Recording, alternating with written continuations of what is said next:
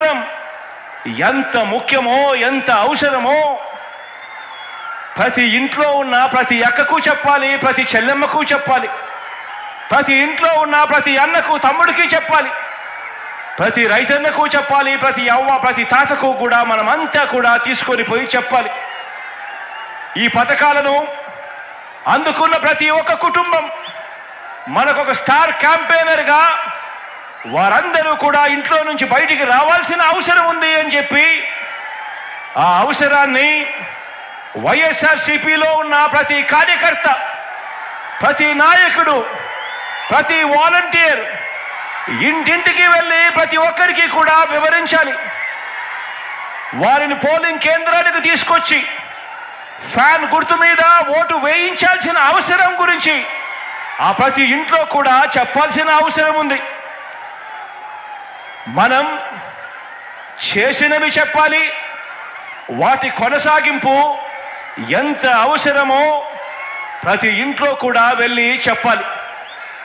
ఈరోజు నేను చెప్తా ఉన్న ప్రతి మాట కూడా జాగ్రత్తగా ఆలోచన చేసి వినమని చెప్పి కోరుతా ఉన్నాను మీ అందరితో కూడా. మనకు మన వైఎస్ఆర్సీపీకి ప్రజలు 2019లో ఒక్కసారి అధికారం ఇస్తేనే, మొదటిసారి ఛాన్స్ ఇస్తేనే రైతులకు అదనంగా ఇంతకు ముందు ఎప్పుడూ కూడా రైతన్న చూడని విధంగా ఒక రైతన్నకు రైతు భరోసాను తీసుకొచ్చి ఇచ్చాం.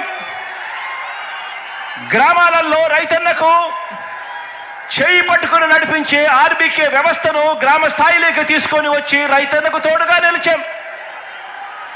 పగటి పూటే రైతన్నకు 9 గంటల పాటు ఉచిత విద్యుత్ ఆ రైతన్నకు తన గ్రామంలోనే అందుబాటులోకి తీసుకొచ్చాం.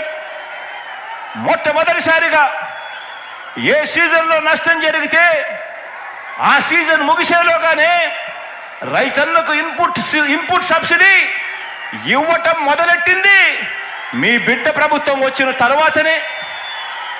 రైతన్నలకు మొట్టమొదటిసారిగా ఎప్పుడూ జరగని విధంగా ఉచిత పంటల బీమా ఇస్తా ఉన్నది కూడా మీ బిడ్డ ముఖ్యమంత్రి అయిన తర్వాతనే. గతంలో ఎప్పుడూ కూడా ఏ రైతన్నా కూడా చూడని విప్లవాత్మక మార్పులు ఇవి.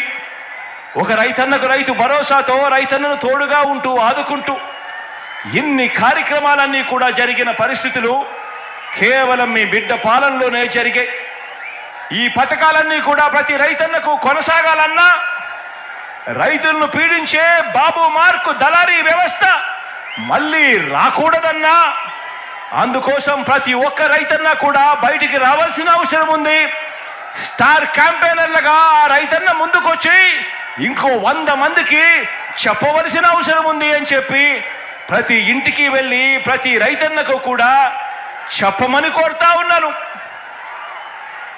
ఈరోజు విందు భోజనం పెడతా అని, బిర్యానీ పెడతా అని మోసపూరిత ఆశ చూపించి చంద్రబాబు ఇప్పుడు మనం పెడతా ఉన్న అన్నాన్ని, గిన్నెని రెండింటినీ కూడా రైతన్న దగ్గర నుంచి లాక్కోవటానికి అడుగులు వేస్తా ఉన్నాడు.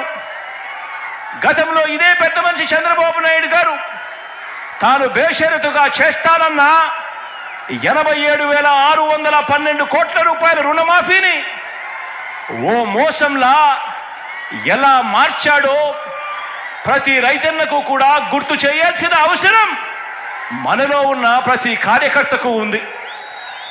2019లో సీఎం అయిన మీ జగన్ పేరు చెబితే, మన వైఎస్ఆర్సీపీ పేరు చెబితే అక్క చెల్లెమ్మలకు గతంలో ఎప్పుడూ కూడా జరగని విధంగా ఈరోజు అక్క చెల్లెమ్మలకు ఓ అమ్మఒడి, అక్క చెల్లెమ్మలకు ఓ ఆసరా, అక్క చెల్లెమ్మలకు ఓ 0 వడ్డీ, అక్క చెల్లెమ్మలకు ఒక చేయూత, అక్క చెల్లెమ్మలకు ఒక కాపు నేస్తాం, ఒక ఈబీసీ నేస్తాం, ఒక 31 లక్షల ఇళ్ల పట్టాల పంపిణీ, 22 లక్షల ఇళ్ల నిర్మాణం వేగంగా జరుగుతా ఉన్న పరిస్థితులు.